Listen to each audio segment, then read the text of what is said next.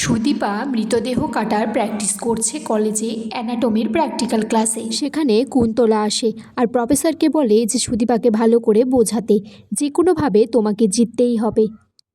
আর কুন্তলা মনে মনে বলছে, সুদীপা, এবার তোমার সংসার ভাঙনের সময়, বাকিটা আমি পরে দেখে নেব।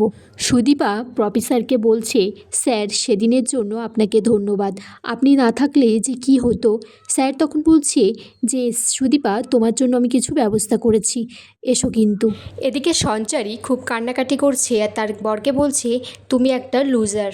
এই বাড়িতে একটা ছেলে আইপিএস অফিসার, একজন পুলিশ, আর তুমি কি করতে পেরেছো?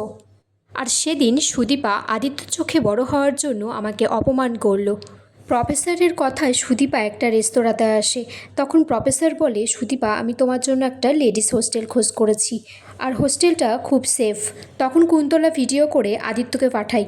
আদিত্য সেটা দেখে খুব জেলাস ফিল করে আর বলে, না, আমাকে নিজে চোখে গিয়ে দেখতে হবে। আদিত্য এসে তাদের দুজনকে একসাথে দেখে। সুদীপা উঠে চলে যাচ্ছে, তখন প্রফেসর বলছে, সুদীপা, এই কার্ডটা রাখো, তোমার পরে কাজে আসবে। এদিকে পরমা ভাবছে আদিত্য তাকে বলছে যে সে সুদীপার সাথেই থাকতে চায়।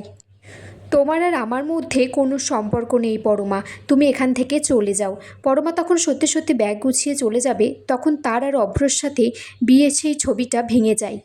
তখন ছবি নিয়ে এসে কান্নাকাটি করছে আর বলছে, অভ্র, আমি তোমার বোনের সংসার ভাঙতে দেব না, আমি চলে যাব এখান থেকে। এদিকে গুন্ডারা একটা মহিলার কাছ থেকে ব্যাগ ছিনিয়ে নিচ্ছে। আদিত্য তখন তাদের সাথে মারপিট করে সেই ব্যাগটা মহিলাকে ফিরিয়ে দেয়। পরমাকে নিয়ে একটা গাড়ির সামনে দাঁড়ায়, বলে যে আমরা দুজনেই শেষ হয়ে যাব, তাহলে কারোর কোনো অসুবিধা থাকবে না। সেখানে সুদীপা আসে তাদেরকে বাঁচানোর জন্য।